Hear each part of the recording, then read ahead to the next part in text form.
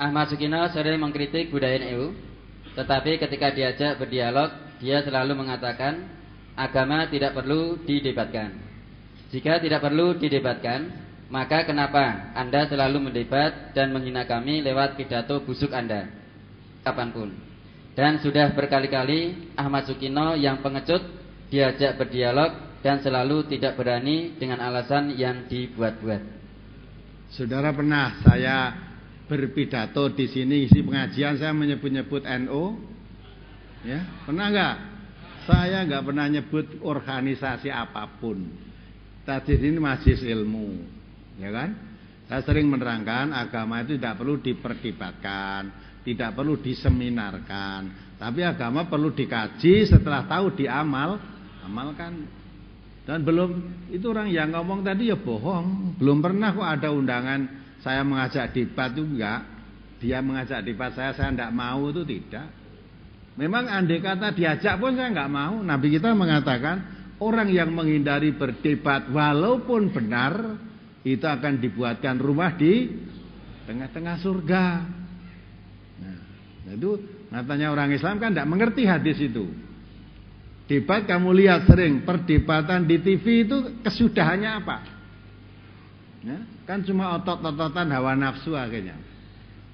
Apalagi yang diperdebatkan pendapat yang berbeda. Lah sudah jelas beda pendapat kok. Diperdebatkan itu untuk apa? Ya. Nah kalau orang tadi mengatakan siap diajak di mana saja, ya kalau kamu mendengarkan yang nulis itu tiap akad datang ke sini. Ya. Nah kalau siap di mana aja, besok akad yang datang di sini. Terus apa yang saya terangkan kalau salah kamu luruskan. Kamu luruskan, dasarkan dalil-dalil itu kamu luruskan. Saya terima dengan senang hati. Ya. Di sini kan dibuka bebas luas, siapapun boleh tanya, siapapun boleh mengajukan argumentasi. Kalau argumentasimu lebih kuat, lebih bagus, lebih sehat, nah kita rujuk kepada kebenaran. Ya. Bukan kok kita diajak beribadah, apalagi orang tadi saya siap diajak beribadah di mana saja, kapan saja. Lah sekarang tak undang teko kene esuk Minggu. Hari akad yang datang saya undang datang ke sini. Koreksilah apa yang saya sampaikan, nanti ada kekeliruan, kesalahan, tolong dibenarkan, diluruskan. Kalau salah ditegur. Kalau saudara orang Islam, orang Islam tuh kalau melihat saudaranya salah, tawasau bil haq, tawasau bisober, gitu lah. Nah, itu kalau kamu orang Islam. Tapi kalau kamu bukan orang Islam, tidak sudi saya undang kiri, buat apa orang bukan orang Islam diundang bicara masalah agama. Kalau kamu datang sendiri ke sini mau ikut dengarkan pengajian, walaupun kamu bukan orang Islam, boleh datang ke sini. Tapi kalau bukan orang Islam saya undang di sini, nanti kan nyalai aturan, ya toh? Nah, aturan agama ini di negara itu kan orang tidak boleh berdakwah kepada orang yang sudah beragama. Nah, kalau kamu datang sendiri ke sini, bukan salah saya. Walaupun yang datang ke sini ya ada orang agama lain ada, tapi bukan kami mengundang, gitu. Bukan. Terus apa lagi? Anda mengharamkan azan dan iqomah di telinga bayi saat dilahirkan. Padahal pendapat Anda bertentangan dengan mayoritas ulama Islam. Pertanyaannya, yang benar adalah Ahmad Sukino dan kroni-kroni MTA-nya atau ulama-ulama yang mengatakan sunnah? Jawaban Anda menentukan mana yang sesat, kami atau MTA. Jika Anda mengatakan hadisnya dhaif, maka kami semakin yakin jika Anda kelasnya adalah cah angon yang sok pintar. Jadi orang sombong itu meremehkan, mana cah angon ini ora iso apa-apa gitu. Padahal Nabi kita Muhammad SAW dulu juga penggembala kambing, gitu. Cah angon ini jangan disepelekke. Zaman Khalifah Umar ada orang menggembala kambing. Dipanggil oleh Umar, hei si penggembala, kambingmu banyak ya, tolong saya beli satu saja, cangon ini. Dia mengatakan, ya saudara, wong ini bukan kambing saya hanya suruh menggembala, ini kambing majikan saya. Banyak ya? Iya banyak. Tolong saya beli satu, ya. Nanti kalau majikan merasa kehilangan, katakan saja diterkam serigala. Atau tidak mungkin majikanmu akan tahu apa tiap hari menghitung kambingnya sekian banyak. Cahangon tadi matanya melotot sambil membentak Amirul Mukminin, kan tidak tahu kalau ini Amirul Mukminin. Ya, bentaknya apa? Fa'aina Allah. Kamu menyuruh saya, ya, akan kamu beli nanti kalau dihitung majikan katakan diterkan pahala, diterkan serigala. Ya, dia katakan, "Di mana Allah?" Nah, jadi Cahangon ngerti, dihapusi, nanti kalau kambingmu ditanyakan majikanmu katakan diterkan serigala. Akhirnya jawabnya, "Fa'aina Allah." Allah di mana gitu. Nah, itu Umar mencucurkan air mata. Karo Cahangon iki. Cahangon iki wedi karo Gusti Allah. Suruh ngapusi kambingnya nanti dibeli satu, kalau majikannya tahu katakan diterkam serigala. Maka Cahangon tadi mengatakan, "Lah Allah di mana?" Ya. Walaupun majikan saya tidak tahu, tapi Allah tahu. Ini kualitas Cahangon. Ya. Nah, kalau orang tadi kualitas orang sombong, merendahkan Cahangon. Cahangon itu jangan dikira. Ya. Justru orang Cahangon itu pengalamannya banyak, dan orang nabi atau orang yang menjadi pemimpin semua itu pernah menggembalakan binatang ternaknya. Nabi itu menggembala kambing lama itu. Nah, itu kan. Maka yang benar apakah mereka apa MTA? Jawabnya siapa? Yang benar siapa? Allah dan Rasulnya. Kita tidak melarang orang adzan di telinga bayi kanan atau kiri, silahkan. Hanya kalau kamu tanya ilmu, ini ada hadisnya, tapi hadisnya dhaif.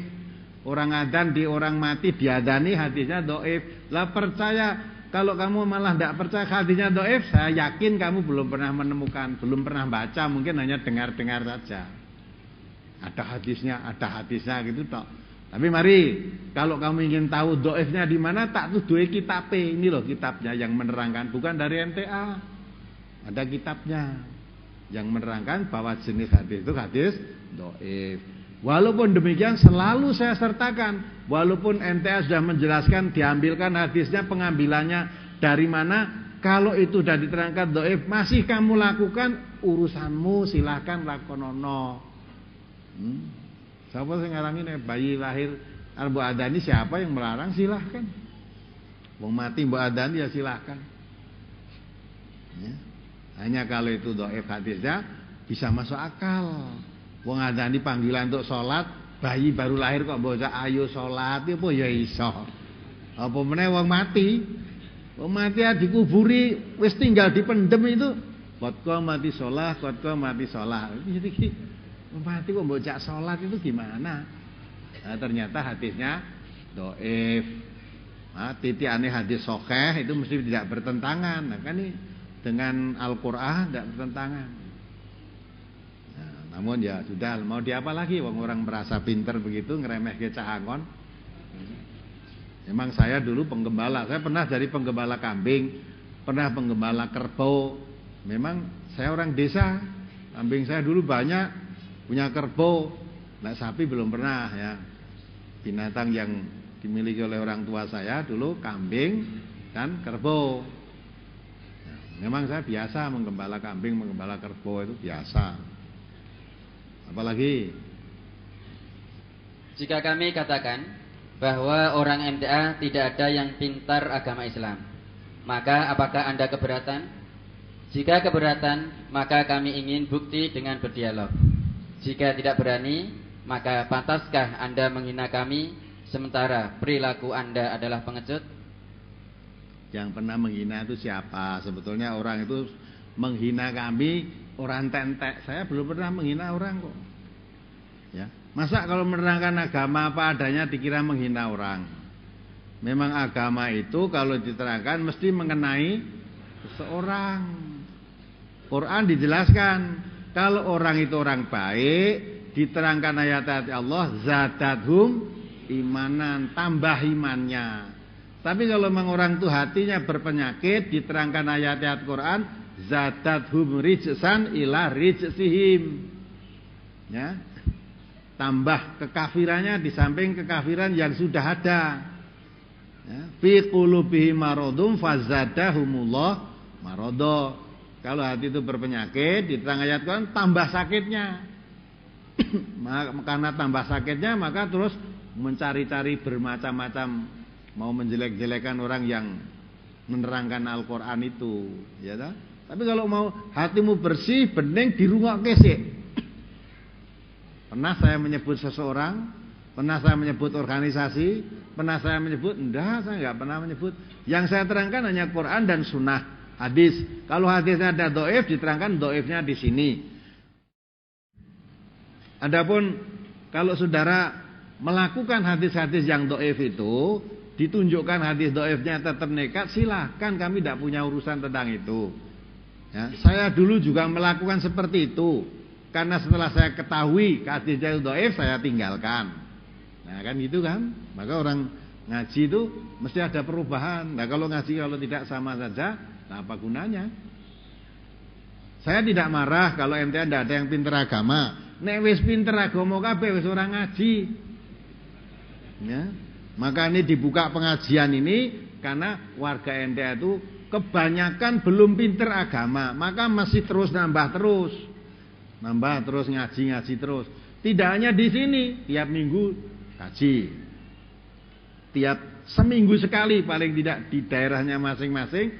Ada yang disebut gelombang, ada cabang, itu kajian. Kajian di daerahnya selalu ada, tidak hanya ini aja. Itu masih belum puas, ada lagi kelompok untuk memahami pelajaran yang diajarkan tadi supaya tidak salah paham, maka dibahas dalam kelompok itu. Aduh. Memang warga Indonesia masih belum tahu tentang agama, masih bodoh lah. Kamu yang sudah pinter, mulanya ya semua salah. Kamu sudah pinter, semuanya salah. Kalau tidak seperti kamu, salah semua. Lah itu menunjukkan orang yang sombong karena merasa pinter tadi. Setiap yang menyalahi dirinya dianggap salah. Tidak apa-apa itu, saya tidak marah. Kalau warga Indonesia tidak ada yang pinter agama, tidak. Malah ini suatu bukti, maka kita ngaji itu memang belum pinter. Nah, ngaji biar tambah pinter gitu lah. Lah yang sudah pinter tadi, tidak perlu ngaji, cukup nyalah ke sana sini aja. Gitu. Ya, karena tidak pernah ngaji merasa sudah pinter, akhirnya yang tidak cocok itu salah karena tidak cocok dengan dirinya karena merasa pinter tadi. Terus apa lagi? Anda mengklaim diri mampu menafsirkan Al-Quran. Pertanyaan kami, untuk berkemampuan menafsirkan Al-Quran, Anda harus memenuhi syarat-syarat sebagai mufasir. Maka sebutkan syarat-syarat tersebut agar kami tahu apakah Ahmad Sukino memang benar-benar telah mampu dan mempunyai kapasitas menafsirkan Al-Quran. Jika tidak mampu, sebaiknya kalian diam dan belajar kembali di hadapan para ulama yang soleh. Pernah saudara mengatakan majlis tafsir itu majlis menafsir. Nah ini jadi telinganya aja nggak sehat, gak mau apa lagi ini. Dia punya telinga tapi nggak sehat.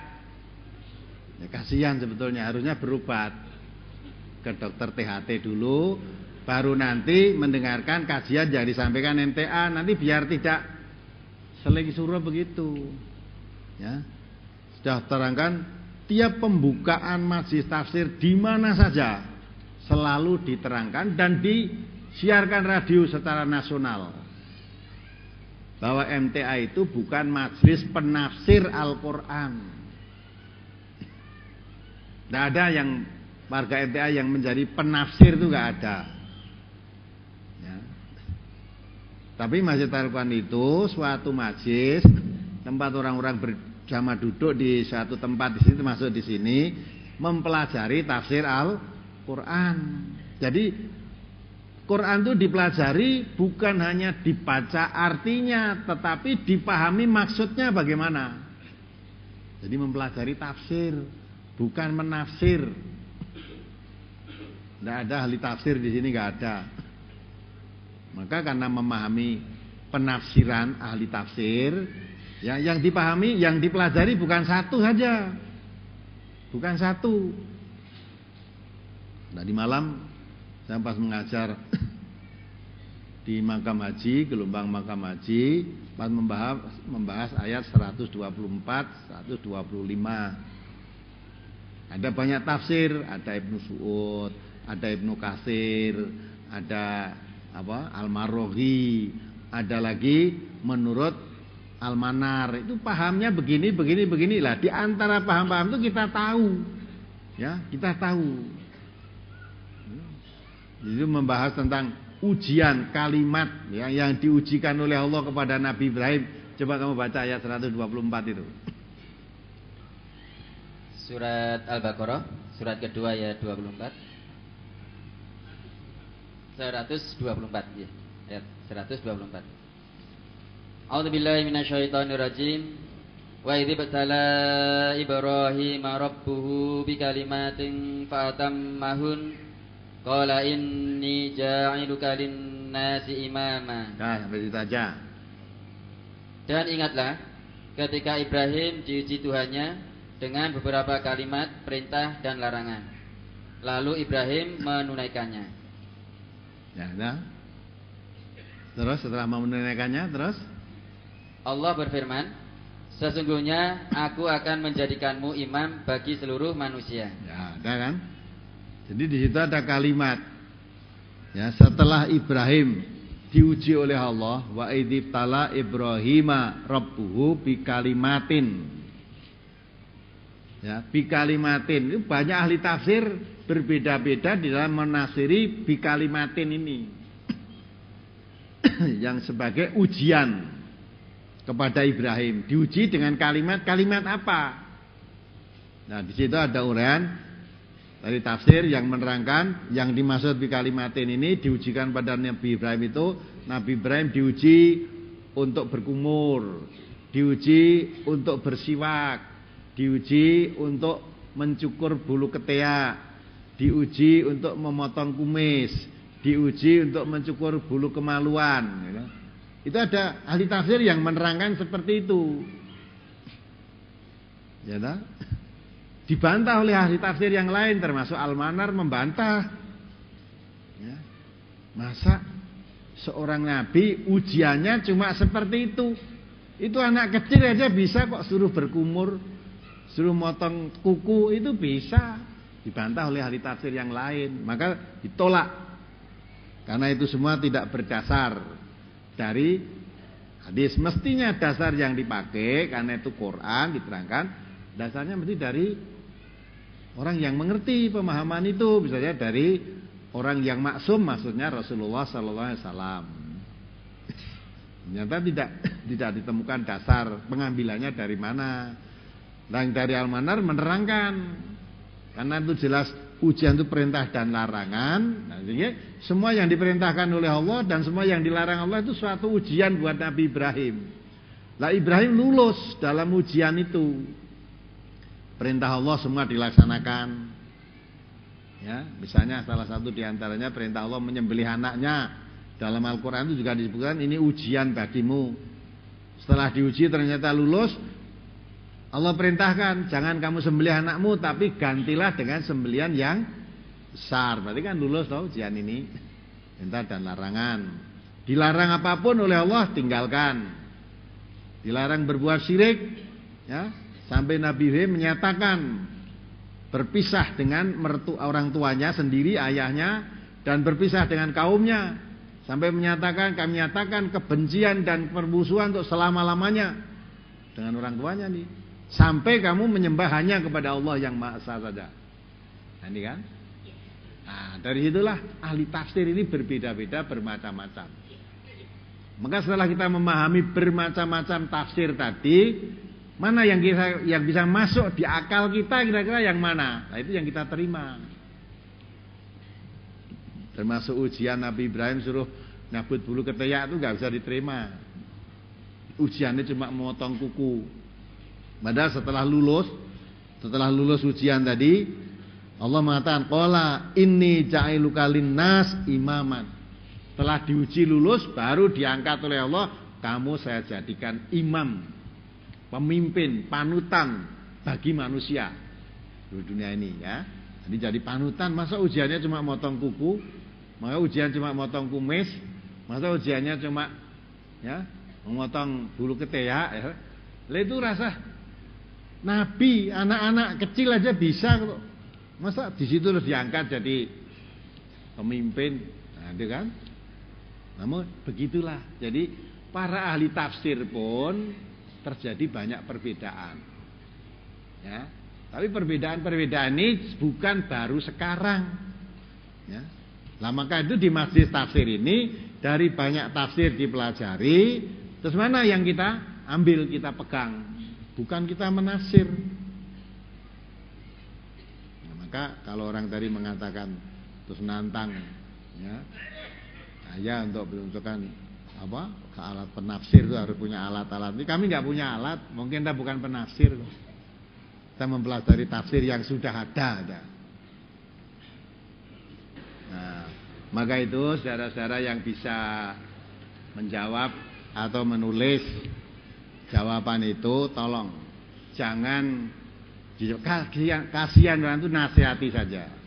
Ya, kalau saudara-saudara yang bisa main internet itu, tolong itu dijawab, ya, dinasihati. Mudah-mudahan orang yang suka menyebar fitnah terhadap MTA dan terhadap diri saya itu dibuka hatinya oleh Allah untuk mendapat hidayah, ya, untuk mendapat hidayah ke jalan yang lurus.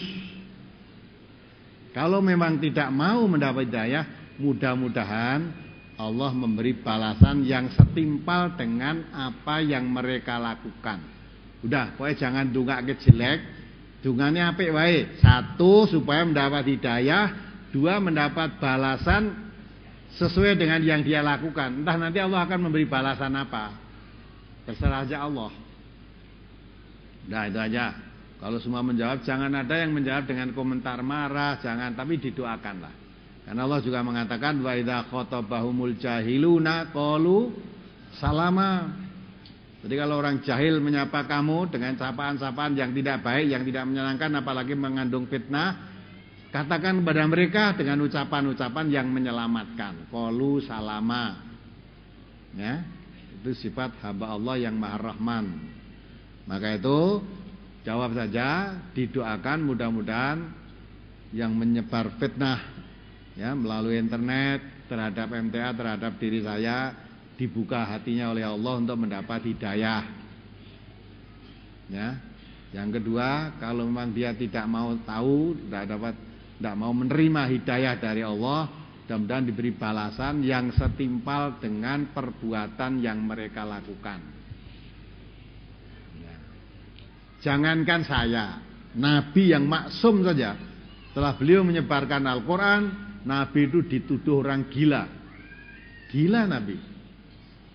Orang sufaha, orang kurang akal. Dianggap memecah belah persaudaraan. Dianggap merusak, ya, agama nenek moyangnya. Ya. Dianggap tidak menghormati leluhurnya. Itu Nabi.